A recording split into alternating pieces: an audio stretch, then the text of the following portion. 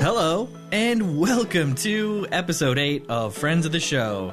I am your host, Stephen William Skinner, and this is my podcast where I have a convo with one of my Twitter friends. This week's friend is the multi-talented Gwen Lawson at Ms. Gwen L on Twitter. You can give her a follow on there, and also check out her website at gwenlawson.info. Now, this was a fun chat. We had a talk about some of the perils and challenges of living abroad in your 20s. And without further ado, let's get right into it. Episode 8 with Gwen Lawson.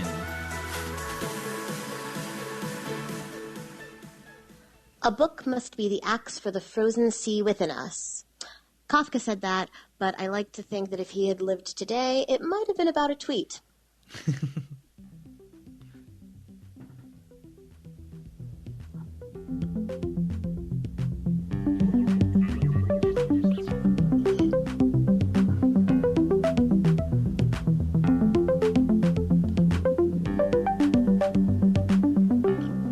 All right, thank you very much for that quote, Gwen. So the guest today on the episode is Miss Gwen L on Twitter, Gwen Lawson. So welcome to the show, Gwen. Thank you so much, Stephen. I'm thrilled to be here.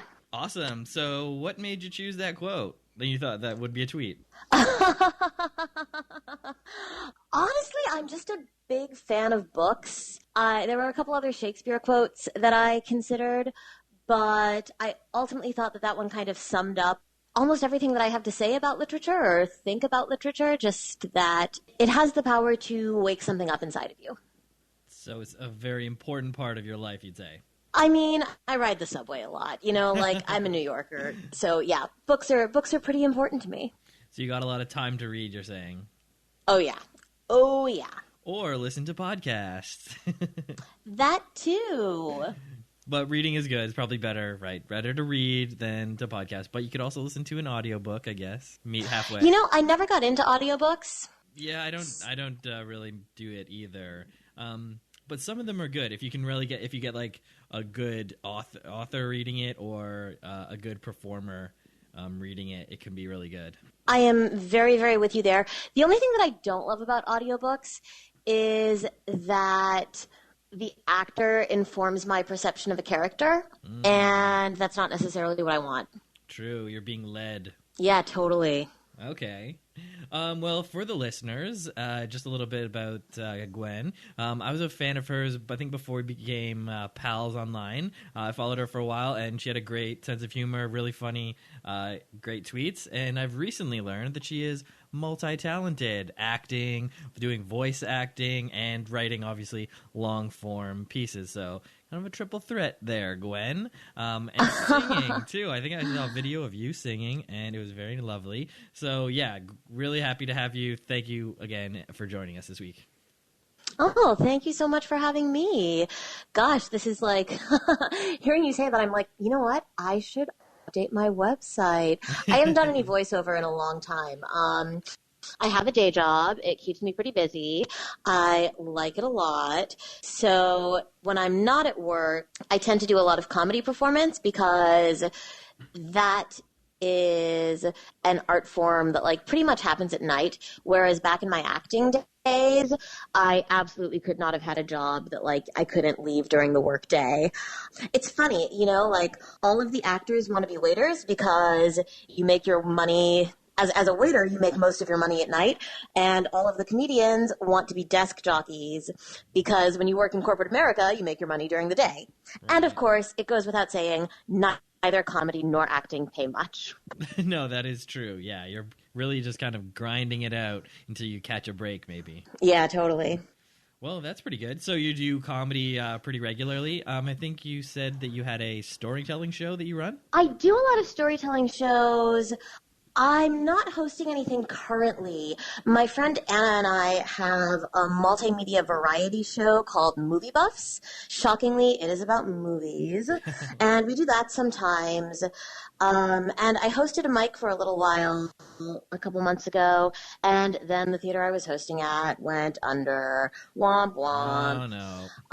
So I'm not hosting anything currently, but I do a fair amount of shows which land on my website, which is www.gwenlawson.info. I did not get the .com because a real estate agent in Massachusetts has it, so now I have a .info and a vendetta. Oh, that sucks. You couldn't get your .com. Unlike me. No, I should really buy like Gwen-Lawson.com, but I'm still pissed that I don't have GwenLawson.com. That does suck. I mean, I think SteveSkinner.com is a website, but it is very, very bad. So listeners, go check that out right now. It is awful. Nothing like the well put together StephenWSkinner.com at the host of the website where we host the podcast. So nice. Well, apparently you have a vendetta too. Yeah, I mean, I would have loved to get just StephenSkinner.com, but I have a W in my name now because I don't want to be confused for the alleged murderer, Stephen Skinner, who was just extradited to Canada to face trial for double murder. So it's... Oh my God, is that a thing? Yeah, that's why I put the W in my name. So now I'm Stephen W. Skinner, just to avoid that, any unpleasant... Just to avoid an unsavory comparison? Exactly, yeah. When people... don't want people Googling my name and the first suggested thing is like murder. I don't blame you there. I had no idea though. This is a new story for me. I grew up in Lincoln, Nebraska, which is where the serial killer Charles Starkweather also grew up. Oh, good. Yeah, and this house where he committed what is possibly his most brutal murder. I mean, he slaughtered an entire family. Oh, no. Is a couple blocks away from my parents' house. Right, so you were right there. Once when I was in the car with my best friend in high school, we turned onto that block, and my best friend goes, "Don't say it." And I was like, What are you talking about? And he goes, "You are about to point out the Starkweather murder house to me, and you have done it half a dozen times before, and I do not need you to do it again." Busted. Yeah, right? So you were going to do that, though, right? Oh, I absolutely was. Yeah. I was, like, taking a breath to tell him just when he was like, Yeah, he knew. He's been through this before. So, yeah, apparently. So this guy got away with, like, a lot of murders before he was caught? I don't know how many. Or was it just, like, I am not, like, I don't know, like a murder super fan. It kind of sounded like you knew a lot about this one specific But Starkweather he went to my murder. middle school, and I really hated my middle school, and I think that his infamy kind of stuck with me for that reason. Right, because you went to the same school, so like his legacy or whatever was there, permeated the halls. Totally. I was like, well, no wonder this is such a shitty place. It turns out shitty people. I really hated middle school. Right, and in Lincoln, Nebraska, right? Yes, sir. So what's the other thing that's known for? God, what is Nebraska for? Kool-Aid was invented there. What? That is huge. That is huge. That is huge. I was also not allowed to have Kool-Aid. I grew up in an organic foods household. So that is like Nebraska's legacy that I never personally experienced. Oh, wow. You never burst through your wall of your house and you took a deep sip of the delicious Kool-Aid? No, I did not. Although the neighbor boy did burst through our basement wall once when we were like vaulting on some old mattresses. Oh, really? Like, yeah, flew through kicked the wall? right through the wall. It was. I'm sure my parents regretted giving us. Like they literally put a pile of old mattresses and box springs in the basement, which we used as our playroom. And it is kind of a miracle retrospectively that none of us ever broke our necks. Like, we bounced all around the fucking house on those things. We used to, like, ride them like sleds down the stairways of my parents' houses. House, singular. Yeah, that sounds like a lot of fun, actually. It was pretty awesome. And I'm glad that no one got hurt, but it sounds like definitely not the safest situation, but... Those were the days, right, when you could do that.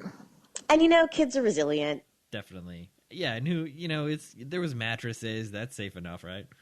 Totally. Well, that was those are nice little bonus anecdotes that we're getting. So it kind of leads us into your story that you're going to share with us. And it is entitled, I've given it the title, A Mouse in Me Flat. Oh, that's adorable. That's absolutely perfect. So, you had a mouse, I guess, in London? I had a mouse in London. So what were you doing in And London? to provide a little context there, when I was 20 years old, truly the only thing that I wanted in the world was a little bit of independence, which is not, like, weird.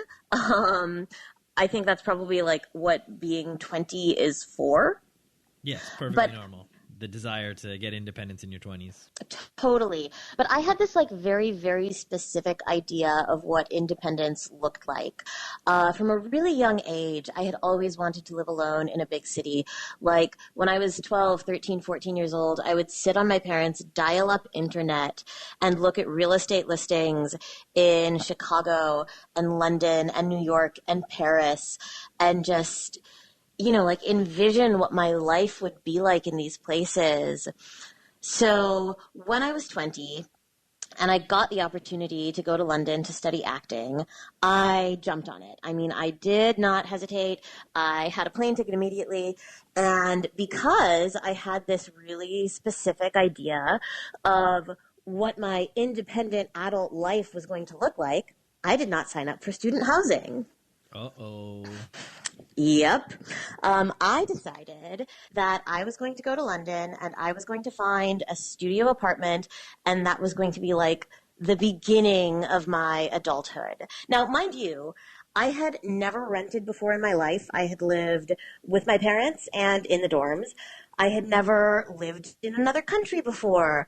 I was completely and totally unprepared to do all of this, and I spent my first 2 weeks in London crying at various empty apartments. Like, I would go check out an apartment. Everything I could afford was totally shitty. I would hate it, and then I would go cry. I eventually found a tiny little studio in South Kensington. I picked it because the neighborhood was nice, but the studio itself was a nightmare. Like, the carpet was so bald that you could see the floor below it in certain spots. Yikes. And when I moved in, there was a 2-inch hole in my front door, and the landlord did not repair it for about 3 weeks. It was so old that I paid for electricity by putting pound coins into a meter on the wall. Oh, wow, that's interesting. It was something. And then the kicker, it had mice. Well, that 2-inch hole in the door is not helping the mice situation. Yeah, that is actually where a deadbolt belonged. Like, before that, I just had one of those little sliding locks on the outside of the door. And, like, when I looked at the place, by that point, I realized that I was in way over my head, and I couldn't actually afford to rent in London, and it had been like a huge mistake to do so. So I looked at this place and I was like, okay, well, if I sign a lease, you're gonna fix this hole in the door, right? Because that just seems like a giant security problem. And it was the building manager who was showing it to me, and he was like, yes, of course, that's getting fixed. Of course we fix. Yeah, exactly. When you imagine that, think of like the London equivalent of a Brooklyn mafioso dialect. Like, I was too stupid to realize how shady it was. But, yeah, it took way too long to fix that fucking hole in the door. Yeah, and did you have run-ins with the mice? So, I like found a couple mouse droppings, and I bought a bag of oatmeal, which the mice found very, very quickly. I didn't actually see them, but I knew I had them. So I let the landlord know. And, I don't know what I thought was going to happen. I'm realizing very quickly that the theme of this whole story is basically that, like, 20-year-old me is really stupid. But he set a bunch of traps, which really upset me. Like, again, I don't know what I expected, but as much as I didn't want to live with mice, I also did not want to live with dead mice. So I was really bummed when he put out the traps. But then they never seemed to catch anything, so I just kind of forgot about it and moved on with my life. Yeah, just like for a little while. Oh no, like a live and let live for a bit situation. Yeah, pretty much. I mean, as I said, for a while, they didn't catch anything, and I was like, well, I mean, I guess I just have to, put all of my food in airtight containers, and maybe they'll go away on their own. Yeah, no maybe more they found a better place to be, maybe they're in Mouse Utopia right now. All good, all fine.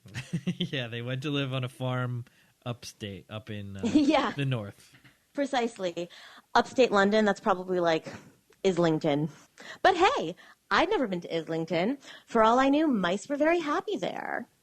Yeah, those Islington mice got it good. Totally.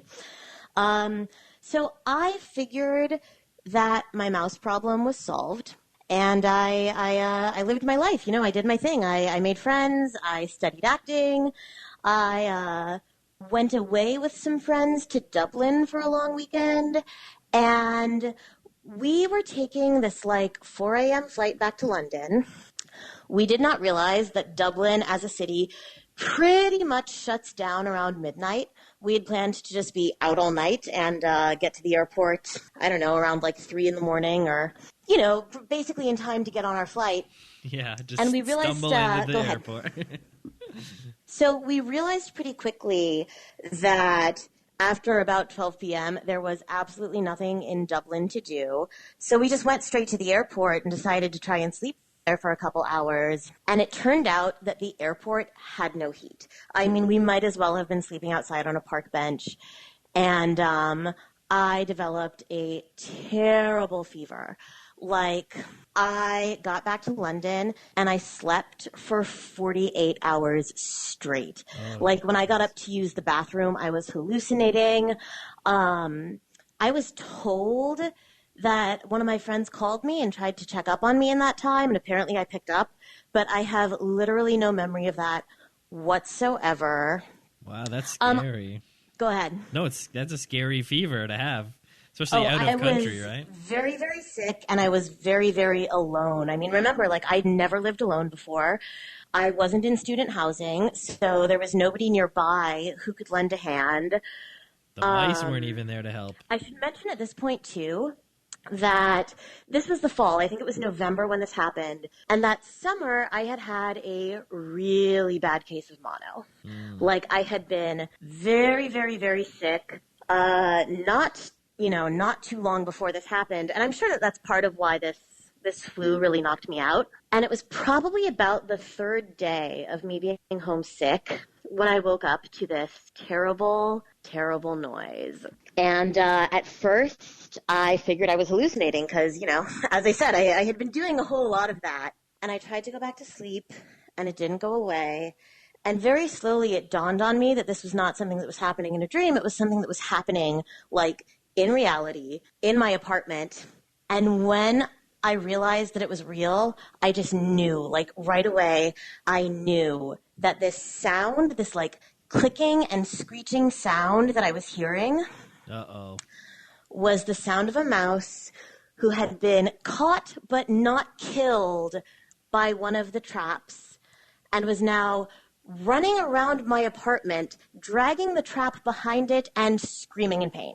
Yeah, that's the worst case scenario. Those are the snap traps, right? They don't really use those anymore, but yeah, it's not great. Oh God, it was fucking awful. I should say at this point too, I am a PC hippie vegan. I volunteer with animal rescue. Like I said, I really don't like dead animals. As much as I don't like mice, I like dead ones even less. And I was so upset. I was terrified of the mouse, but I was also just crippled with guilt over the fact that I had done this mouse so much harm. So I finally managed to drag myself out of bed, and I turn on the light. And even though I knew exactly what I was going to see, when I turned on the light, it still horrified me. I jumped on a chair and immediately started crying because I had never been on my own before and I had literally no resources to rely upon. I did the most logical thing I could think of, which was calling my parents in Nebraska at 3 a.m. from London. Right. I mean, it seemed reasonable at the time. Yeah, So, it would be. A little bit of comfort from home. I thought that they would know what to do, and I thought that there would be some, like, easy way out of this. Like, oh, yeah, everybody knows how to release spring traps and how to set the broken arm of a mouse. I was so sick that my parents at first did not recognize my voice. I was so hysterical that when they finally realized it was me, at first they thought that I'd, like, been in a terrible car accident or something. Oh, yeah. But over the course of probably about 45 minutes of me screaming and crying, they managed to convince me that the mouse is not going to live and that the best thing I can do is put it out of its misery. Yeah, good advice, I guess. I guess. And at this point, I am, like, bawling. I mean, the last thing I want to do is kill a mouse, but I kind of already have killed it, and I was really not ready to face that reality, and I was really, really devastated that this, like, very injured and half-dead mouse was running all over my apartment. And I was also really, really terrified because even though it was probably only about 2 inches long, those things are fucking scary. So the mouse had tried to run under my bed, and my bed at the time was one of those beds with, like, large underbed storage drawers built in. So there was only about a half inch of space between the bottom of the bed and the floor, which meant that the mouse could fit under, but the trap could not. Uh-oh. Yep, so I knew exactly where it was, and I figured that I would suffocate it. So I got, like, this plastic container from my kitchen, and I, like, pulled it out from under the bed by the trap, and I was screaming and crying. I mean, I was completely hysterical. Like, I still had a really high fever, so I was only, like, semi-lucid, and it just felt like a living fucking nightmare. And I put the mouse in the container, and I put the container in a bag, and I put it in my hallway, and I just, like, dragged myself to bed, and I turn out the lights, and I hear a knock. So I get back out of bed, and I turn the lights back on, and I open my door, and there's no one there. And I figure, great, like, I'm fucking hallucinating again. Like, that's just what I need tonight. I close the door, I lock the door, I turn off the lights, I go back to bed, and then there's the knock again. So I go to the door, and I open it, and once again, there's nobody there. But this time I was like, hello? I didn't have much of a voice by that point, because remember, I'd been screaming for the past 2 hours. But I hear somebody from a neighboring doorway say, "Are you all right?" And I was kind of like, I guess so. And this poor man and woman come out of the neighboring apartment looking just like shell-shocked. I mean, they looked completely horrified, and they were like, "Are you sure you're all right?" And the only thing that I could manage to say in my, like, febrile state was, "There was a mouse." And they just kind of, like, went totally blank. Like they didn't understand me. They were just like, there was a mouse? There was a mouse. And I was like, "Yeah, it was a mouse." And they were like, "Are you alone?" And I was like, "Yes." And they were like, "All right, and you're sure that you're all right?" And I was like, "Yeah, it was a mouse." And they were like, all right, well, we're glad that you're okay." And then they turned and they went into their apartment, and the last thing they said to me was, "We thought you were getting stabbed." Well, I guess they'd be glad you're okay then. I guess so. Oh, I still feel not so good about it. Like, Yeah, it seems like a honestly, nightmarish if scenario. I woke up to hear my neighbors screaming and sobbing, that is probably what I would think as well. But what can I say? As I said, the theme of that story seems to be that 20-year-old me was really fucking stupid and not in any way ready for independence. Well, it's a great, one of those life lessons, and it's good to look back on and be like, yeah, I'm much better now. Like, if that happened to you today, right, you'd be able to handle it a little better? Oh, there was a palmetto bug in my apartment about 3 weeks ago, and I think I only screamed twice. So, it's a definite improvement. Yeah, baby steps, but we're getting there. We're getting there. Yeah, so 20-year-old Gwen, it's okay. I guess the difference is now I have cats. So whenever there is something in my apartment that shouldn't be, I can just like hand off responsibility for it. Yeah, you got yourself some mouse guards. Yeah, exactly. Like pretty much they just lie around and play all day, but about twice a year they have to earn their keep. And when that happens, I am very grateful for them. Oh, that's good. Yeah, keep them around. Just make sure they stay sharp for that twice a year when they're needed. When they're Exactly. called upon to perform their duty. Well, that's good. I'm glad that you're protected now from this scenario happening again in the future. Thank you. Me too. You know, I've been lucky with mice in New York. Like, I had one when I lived in Greenpoint, and when I brought home my cat, I think it just smelled it because I never heard from it again, and I also never found I never found any remains. Right. So I think it just kind of figured, my time here is up. Yeah, it's like maybe I'll not live with cats. Exactly.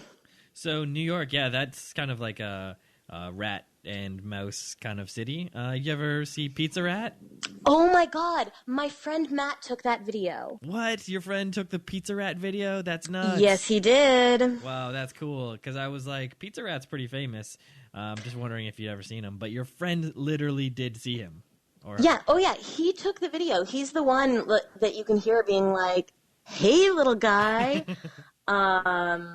You know, it's funny. There's been a lot of speculation about whether or not he got set up. I mean, I can like 100% confirm that he did not personally train Pizza Rat, but there's this performance artist who claims that she did. Really? Mm-hmm. Well, this I don't just think I got believe it interesting. because I'm not sure that rats can be trained, and I'm pretty sure everybody likes pizza. But she has been in the news using an obvious pseudonym. I think that she calls herself like Xenon or something. But she claims that she like trains rats to play pranks on people. Of course, someone named Xenon would try to train a Pizza Rat. Yeah, that sounds about right. Yeah, in my estimation, that all makes complete sense. But yeah, Pizza Rat, that's really cool. 6 degrees of separation of Pizza Rat to you. Yeah, totally. Plus, I mean, from the mice, 1 degree in my yeah. case, you know, like I'm almost friends with a celebrity. Yeah, you're The 1 celebrity degree being away. Pizza Rat. Yeah, that's awesome. So, okay, great story. Thank you so much for reliving that nightmarish experience for us. And now we move on to the tweets. So I have Beautiful. asked you to send in some tweets of your own devising, and you have sent them in. So the first tweet goes like this. This is your pilot speaking. We're about 3 hours from our destination. So since we've got some time, you guys want to hear my stand-up set? Classic pilot humor, right? Thank you. I like to think so. I wrote that when I was on vacation, and I was just kind of thinking about all of like the crazy day jobs that people in comedy have. We actually kind of covered this territory already, but I've always thought that a captive audience is a very, very dangerous thing for a comedian to have. Right, yeah. So you got like the pilot talking to his passengers, every new group of passengers, a new like open mic audience. Totally. I mean, that pilot gets in a lot of reps. Yeah, for sure. I guess other ones, sort of like transportation ones, bus drivers, Uber drivers for sure, probably get people captive and just go off. Oh man, that would drive me crazy. Yeah. I don't think that I have ever been driven by somebody who is like trying to, or at least somebody who lets me know that they're like trying to get their career off the ground. But honestly, I'm kind of shocked it doesn't happen more often. Yeah, you'd think, especially in the Big Apple. Totally. Everyone's trying to make it. Everyone's got a dream. What, a million stories in the Naked City, etc. There you go. Well, that was a great one. So you thought of it on vacation because you were obviously flying somewhere. Exactly. Where were you flying to? Italy. Ah, good. I don't know any Italian, but I am married to someone of Italian descent. Oh, well, you should ask her then. She doesn't know either, but her dad for sure would be able to drop a phrase in. Okay. Good to know. Fair enough.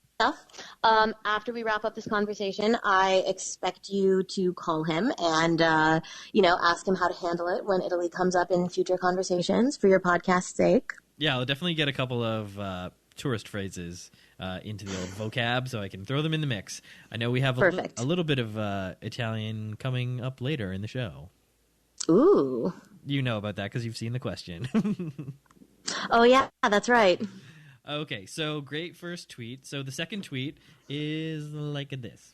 Always a bridesmaid, never a new world order leader in a post-apocalyptic, all-powerful matriarchy. Sigh. So that's kind of your style, right? Your feminist-leaning, sort of smash the patriarchy view, right? That is completely accurate. I wouldn't even say that I am feminist-leaning. I would say that I am a full-blown radical vegan nightmare feminist with 2 cats. Aye, not on the podcast. Yeah, you just lost a whole lot of men's rights activist listeners Guys, in that come moment. Back. Men, come back to the show. No, I think it's great. I am completely support all of the my feminist ally. I try to help it out by, doing what I can, but it's tough as the enemy of everything. Oh, no, you're not the enemy. Patriarchy hurts men too. Yeah, there is plenty of room for people who are not women in feminism. I welcome men to feminism, but I do not welcome men's rights activists into my timeline. And oh boy, do I get a whole lot of them. You do, yeah. So you've attracted them to your timeline. They feel the need to reach out. So what's your worst MRA experience, or what's your worst troll experience? Oh, God. I usually block them, and I usually don't think much of it. Most of them aren't that nasty. Most of them are just kind of like, you're crazy. Women are crazy. Occasionally somebody will say something really ugly. And, this is a family podcast, so I won't repeat any of those things. It's not like I just told a horror story about a half-dead mouse or anything. Oh, also, epilogue on that mouse horror story. When I went to take the mouse out in the morning, it was not dead. I had, not secured the lid of the container on properly. Yeesh. And it was very much still alive. And at that point, I just couldn't bring myself to try to kill it again. So I took it out in a bag in the not fully sealed container. And in my head, it managed to, live out the mouse version of 127 hours and amputate its own arm and become a badass activist for people with disabilities. Okay, but yeah. That's probably not how it ended. Probably not, but there's no reason to think that it couldn't have happened, right? In some universe, at least. Absolutely. Somewhere in the multiverse, that mouse lived and went on to be a powerful rodent activist. Yeah, powerful mouse speaker, doing the circuit. Getting paid lots of cheese. Oh, undoubtedly. Well, that was a nice little epilogue, bonus epilogue to the story. And thank you for your feminism. That's it. Feminism. You are so welcome. Okay, so the third tweet that we have here from Miss Gwen L is... so it has some emojis in it, so I'll just try to read these. It goes... You up means I want you. What is the emoji? Eggplant emoji and peach emoji? Question mark. I want you and I'm 19. Nightcap means I want you and have a college degree. And beast with 2 backs means I want you and am Shakespeare. God, I really did not think when I submitted that one about how difficult it would be read. Yeah. For all future guests listening, please do easy to read tweets. We've had some with really weird stage direction and spelling that makes it really funny, and it's hard to read those kind of tweets on a audio only format. But appreciate that you said, there sending is in the nobody tweets listening anyway. in the audience right now who can't envision an eggplant emoji and a peach emoji and know exactly what it means. Oh yeah, definitely eggplant emoji is notorious in the sexting world. It's true. You know, I'm surprised that the yam emoji isn't more popular. Oh yeah, good point. Good point. Huh? Where are yam people at? Where are my yam heads? Yeah, exactly. I mean, do people really prefer eggplants to yams? Like, I don't know, man. That does not seem aligned with the standard American diet. No, That's all I'm true. saying. Yeah, a lot of questions being raised here. So how do you think of this one? Were you texting someone? No, I came across Beast with Two Backs somewhere. Obviously that's Shakespeare. I think it's from Othello. Yes. And it just occurred to me that some things are ages old. You know, certainly sexting is a modern phenomenon, but trying to talk people into sleeping with you certainly is not. Age old. And that's just what made me think of that. So it's the juxtaposition of the olden days meets the modernity, and how some language sticks with us and some desires, I guess, stick with us. That is a much more elegant way of putting it. Yes, exactly that. And also eggplant emoji, teardrop emoji. Yeah, that's a good one too. Although I sort of feel like you don't send that to somebody that you want to hook up with. You know, I feel like you send that to your buds after you hooked up. Ah, got it. So you And you know what? I'm sure there is a Shakespearean equivalent of that too. Yeah, probably. If any listeners know the Shakespearean equivalent, please send it into the show. Oh, I would be thrilled. I would be thrilled to discuss that. So you heard it here, folks. You'll get some feedback. Well, thank you for submitting those tweets, Gwen. Great job. Really funny tweets. A lot of really good stuff coming from the Gwen account. Oh, thank you so much for featuring them. There are a few things I like better than talking about myself. Yep.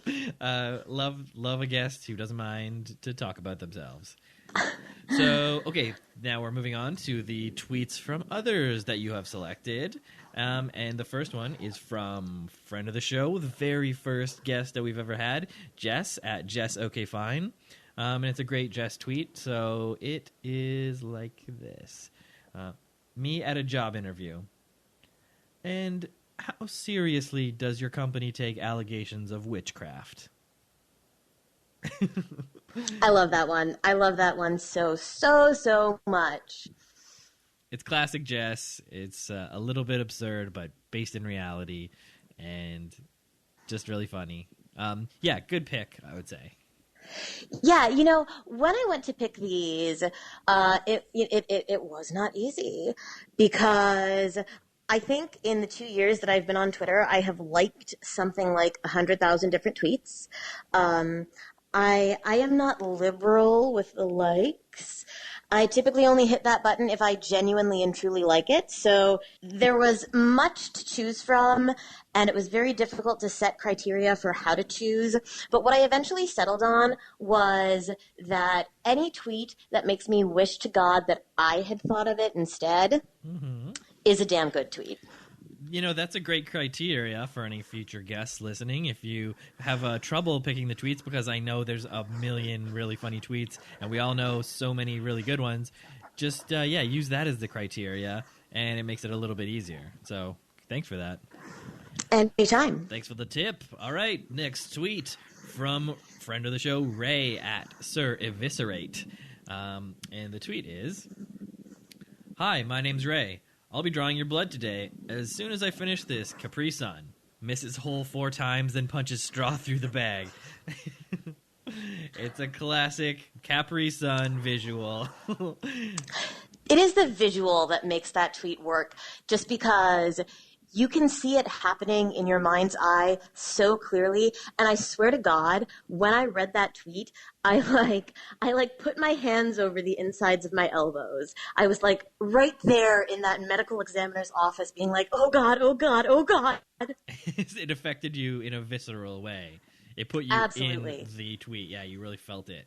And we've all been there. I mean, like if you've had any kind of blood work done, when they miss, it's not great. It's not great. It's true. It's bad. So a lot of people have nightmares about that, and I think Ray has maybe caused some nightmares about that with this tweet about it. So the third and final tweet that you have selected from other people is from our friend Alexa at The Wooden Slurpee. And the tweet is, I love raccoons. Part cat, part dog, part rodent, part bear, little people hands. What's not to like? Classic. I mean, Another great one. Do you like raccoons? We like raccoons here at the show. You know, I like raccoons a lot in theory. They're fascinating animals. Like, they're really, really smart, but that also makes them kind of terrifying. Yes, My high school zoology teacher had a pet raccoon. What? I think she found it as a baby, and she lived in the country, and I think that Mama Raccoon was hit by a car, so she like bottle raised this raccoon, and she named it Cassandra. Right. And because it was a zoology class, she brought her in to our class one day, and one of the first things she said was, "Okay, please zip your bags and your backpacks because Cassandra will go through them." And then she was like, "Actually, you know what? No, don't zip them. Just like go put them on the lab tables in the back. You know, those are really high up." So we all went and we put our bags up on the lab tables while her raccoon was like wandering through the room during the lesson. What? And we were facing away from the lab tables. Mm-mm. And, you know, she was in the front of the room lecturing us, and all of a sudden she goes, "Cassandra, no." And we turn around, and the raccoon has pulled the drawers out from under the lab tables to, like, make steps. Oh, nice. Yeah, and she was climbing up up these, like, steps that she constructed out of drawers to get into people's bags. Genius. Cassandra, you genius. Genius, right? Like, raccoons are a little scary. They might be one step ahead of you. They are kind of scary, and we do have a lot of them here in Ontario as well, Southern Ontario. We have them all over the place. Like, they live in the tree, and then at night, bada-boom, huge family of raccoons. You're like, how many? It's like a clown car coming out of the tree, like 6 or 7 come out of the tree right to the And they're wearing little bins. red noses too, right? Yeah, and their little hands, they just open up the garbage, check it out, get what they need, and head back up the tree. Oh, man, oh, man. Are you in Toronto? Yeah, just outside in Hamilton, actually. Oh, okay. My sister-in-law is from somewhere on the outskirts of Toronto. I'm not sure if it's Hamilton, but something like that. We can say the GTA. Beautiful. Love it. Greater Toronto Area. Or as Drake would say, the 6. Oh, I like that better. Let's be Drake. Yeah, Drake's pretty cool. So maybe he'll come onto the podcast. Drake, if you're listening, invite Stan. I would like to come back for that episode, please. Definitely, you could have you on as a co-host. If Drake says yes, only if Drake says yes. Okay, so the questions from Twitter, that's what we're doing now. And be sure dun, dun, dun. And for those listening, be sure to follow at FOTS Pod to submit a question and hear it asked on a future episode. Thank you to everyone who has submitted questions, especially for episodes that aren't airing for weeks and weeks to come. They will be answered. So the first question is the Italian question submitted by friend of the show Bex at Bexdora. And I will try to read it. You will be able to understand, right? I think so. Okay, all right. Hold on, let me open Twitter right now so that I can read along with you. Yes, and I will try to read this.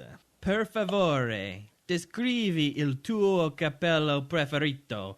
Formaggio, vegan preferito o il tuo riempimento di bagel preferito?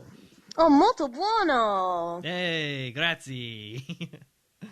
Okay, so that lovely Italian question from Bexdora was asking, okay, now here's where my Italian gets wonky. Um, I am pretty certain that capelli is hair, but I also think that since I have hats in my bio, she might be talking about hats. So I wonder if those words are interchangeable, and I'm not completely certain if I'm supposed to describe my favorite hair or my favorite hats. I am pretty sure it is your favorite topping for a bagel. That's the last question. Oh, is it? Oh, maybe it might. Oh, yeah, you're right. Yes. It is So describe your definitely favorite hats. hair/hat. Not hat. sure which. It's gotta be Gonna hat. Google right now and figure it out. Describe your favorite vegan cheese and describe your favorite bagel topping. Got it. See, I got most of it. I'm like most of the way there. Okay, and you don't have to answer in Italian, but maybe that's what Bex is demanding. Oh, non so, non parlo molto italiano adesso. I think that's good enough, saying that you can't do it. Okay, so I have confirmed capello and is hat and capelli is hair. So they are the same word. This is very, very confusing for native English speakers, but I guess what it ultimately signifies is something that goes on top of your head. Okay, so let's go with hats. I have a big black felt hat that looks like something a witch would wear in Greenwich, Connecticut, and I love it. It is enormous. It is truly, truly enormous. So I feel like I don't have to make much of an effort with everything else I wear. Like right, when really I put it on. eye. Like the hat itself is a statement maker, which I love because there's nothing I like better than looking good with no effort whatsoever. Perfect. My favorite vegan cheese. You know, that's a tough question because when I first gave up dairy, I decided that I was going to have to like make a true clean break and just not like, you know, try any dairy substitutes so that I didn't get my heart broken. And when I went vegan 9 years ago, fake cheese was awful. I mean, it tasted like gamey fucking plastic. It was the worst. Ew. So I don't eat a lot of fake cheese, but I will say, and this is kind of like a two birds with one stone answer, there is a vegan cream cheese that is made out of almonds, and it is cultured the same way that dairy cheese is, and it works damn well on a bagel. So I do sometimes put vegan cream cheese on my bagels. The one I like is from Kite Hill. You can buy it at Whole Foods. They didn't pay me to say that, although if they want to pay me, that would be fine. Yeah, and it's really good. Well, there you have it, Bex. Bagels with vegan cream cheese, recommended by Gwen. Molto buono. And sorry about butchering that Italian to all my Italian listeners. You know, it actually wasn't bad. Oh, great. Cool. So the next question comes from friend of the show, Jess at Jess Okay Fine. Already been mentioned. Her question, what are the best and worst things about Twitter? That's the first question. And the second question, what's your favorite place in the world and why? Why? I'm sure that she said it exactly like that while she was typing it. You know, I think that the best thing about Twitter is that it is equally accessible to everybody. Often the people who have the most popular Twitter accounts aren't people who got famous on another platform. You know, it's not necessarily people who are on TV shows or who were already well known before they started tweeting. In that regard, it's almost like a meritocracy. Almost. Almost. But the worst thing that I would say about Twitter is that as a platform, they have not yet developed a good way to deal with harassment. That is correct. And I don't know what the answer to that question is. It seems like a lot of people whose accounts get shut down just turn right around and make an account, make a new one with a new email address and a new ISP. And as long as it's easy to get both of those things, then it's not going to be easy to control who can use Twitter. Yeah, we need some sort of retinal scan implemented into Twitter where you have to put in your social security number to log in or something. Some Jason Bourne shit. Yeah, you have to scan your passport. That'd be great. I would stamp up my passport so fast that way. Yeah. And then her follow-up question, favorite place in the world and why? Oh, that is a really, really hard one. I don't know. I've always loved the Latin Quarter of Paris because from an American's perspective, it is just so fucking old, like old in this country constitutes things that are like 200 years old or 300 years old, whereas in a lot of Europe and elsewhere, old is like 2,000 years old or 3,000 years old. So living like right within, historic buildings or in places where incredibly important events in history happened, just to be like living right amongst them, the novelty for me has never worn off. There is a Roman arena in the Latin Quarter in Paris. I think it's about 1,100 years old, and it's a park, like you can go and sit in the seats and just have a glass of wine and chat with your friends. People often play soccer in the pit, and that's incredible to me. I am a little bit of a closeted history buff, so I always really enjoy that. I also really love Peru. Okay. Actually, kind of for similar reasons. I trekked the Inca Trail, and once again, I just kind of can't believe that they let you, just go right into the ruins and, just check out these Incan cities. So that was something I really loved doing. And the Amalfi Coast in Italy, it's like The Little Mermaid. Oh, nice. It looks like a Disney movie. Yeah, that's with those pristine blue waters, right? Oh, totally. And, they're warm. They're like bath water, and they are so still, and it's so deep. Ugh, that is like my favorite beach in the world, for sure. Yeah. So there you go, Jess. Plethora of answers, and I believe Jess went to Peru as well. I think she did. She did, so great spot. Everyone check it out. Get out to Peru if you can. Everybody go to Peru. The plane ticket is the worst part. Once you have paid for the plane ticket, everything is very affordable. Yeah, so it balances out in the long run. It really does. Plus it's definitely more affordable to go to South America than most parts of Europe. Recommended. Okay, so next question comes from our pal Alexa at The Wooden Slurpee. And the question is, how much do you spend on coffee drinks every month? Dun, dun, dun. Oh, that's a hard one. I am a little bit of a caffeine junkie. You do have it in your picture, your profile picture. You're drinking. Oh, you know what? I get that a lot. That is actually ice cream. That is a vegan root beer float from Von Leeuwen, and I cannot fucking tell you how many randos have replied to tweets that have a political aspect or a feminist message who have literally said, I don't have to take a blonde girl drinking Starbucks seriously. Whoa. I have gotten that no fewer than half a dozen times from different randos. Dang, randos, just leave it. It's not Starbucks. It's friggin' ice cream. Yeah, and I never know where to start with it.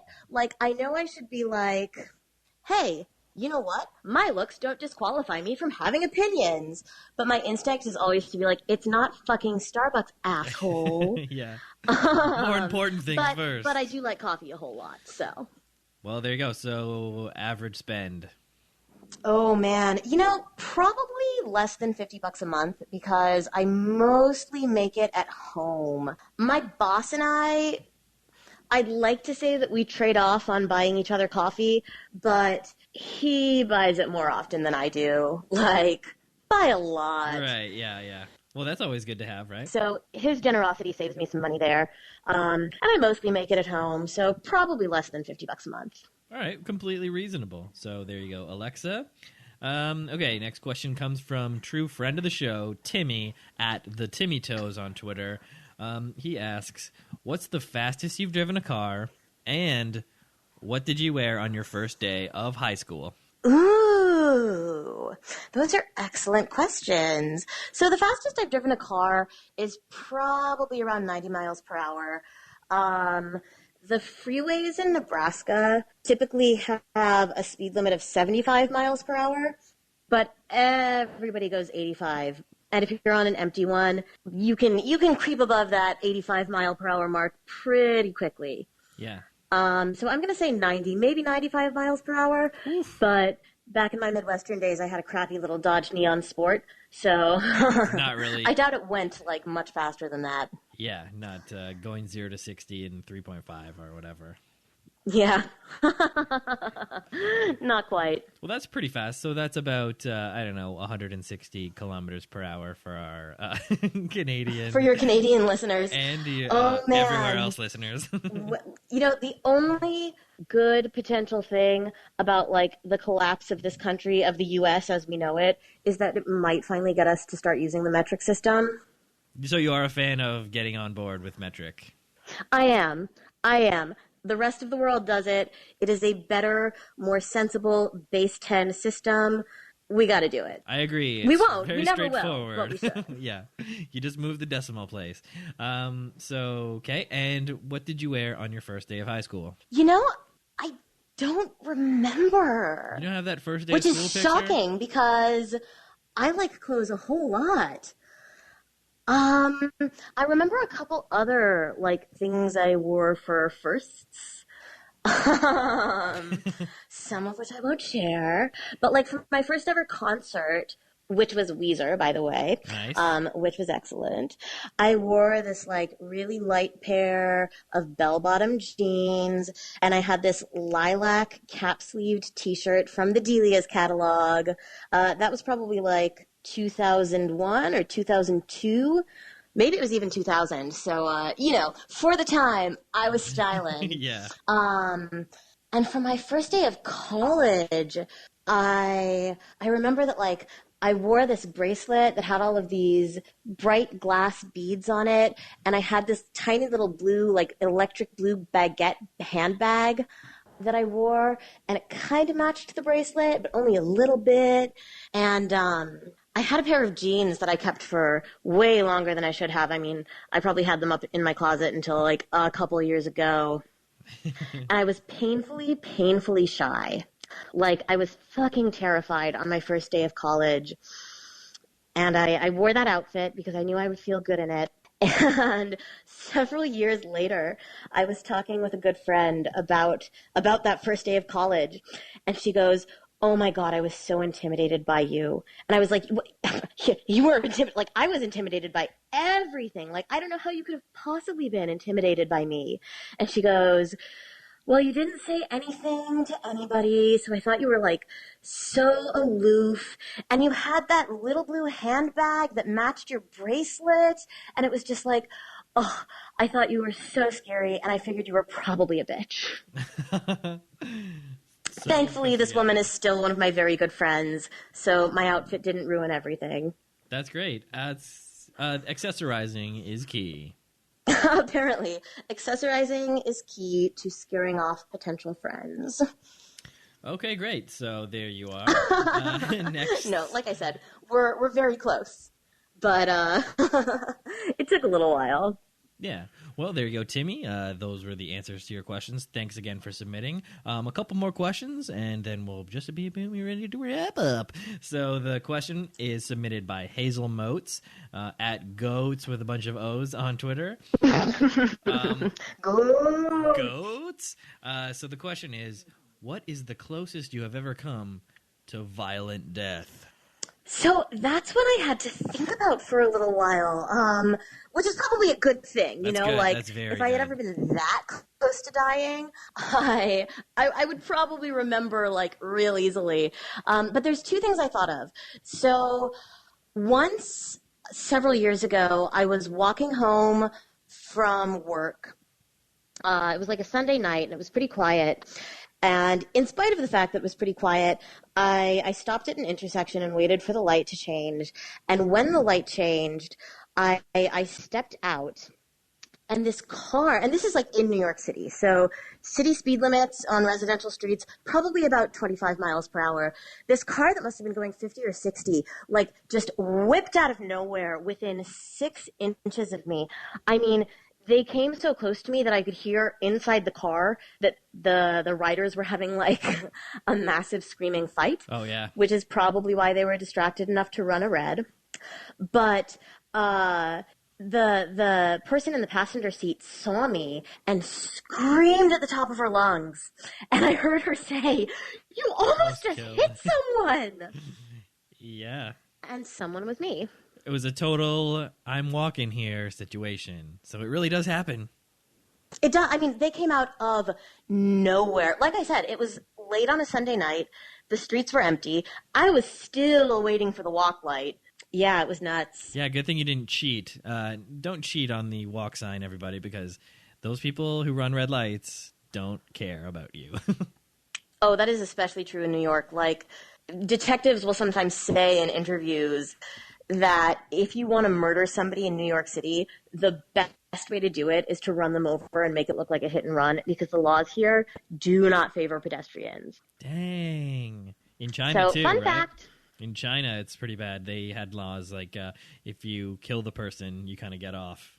It's not great. What? Yeah.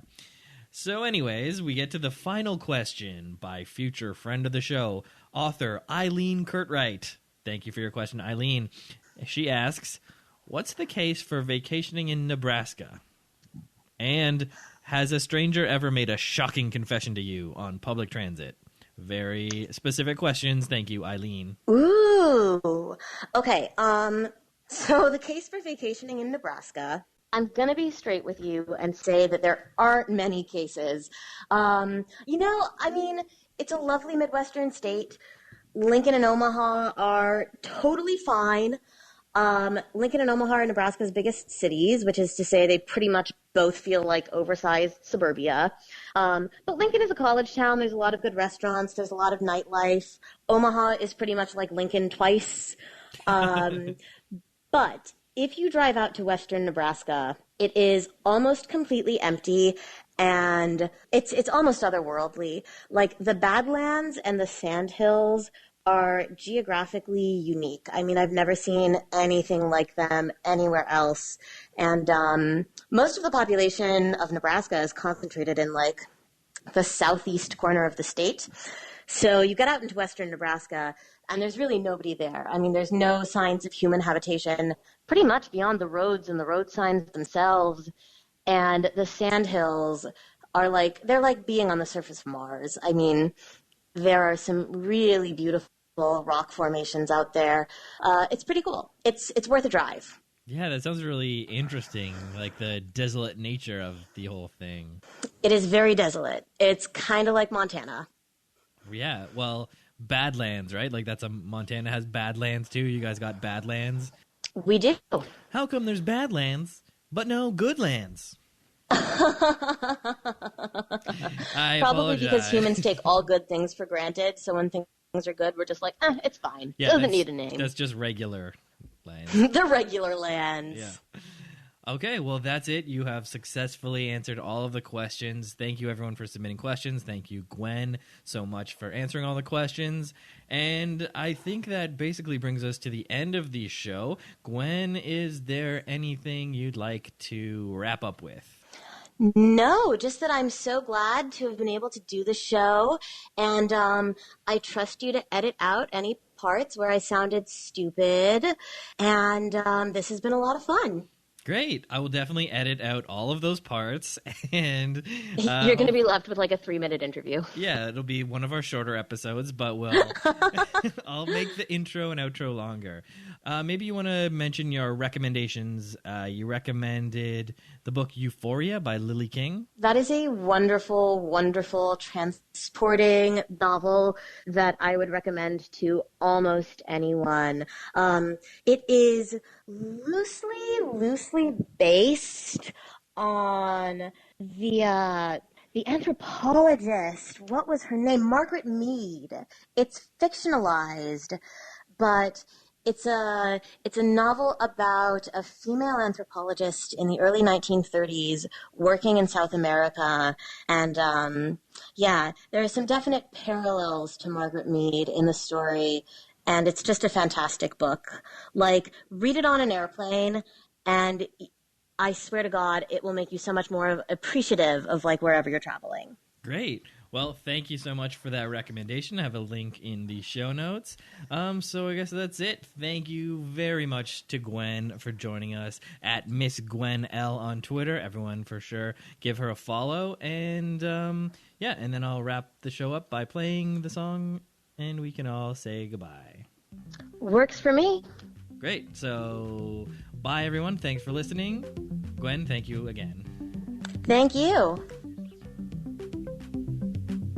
And hopefully there's no mice in your apartment. Oh, God. Thanks, Glenn. Well, that's it. Episode 8 in the bag. Thank you so much to Gwen for joining me this week, and thank you for listening all the way to the end of the show, which this is.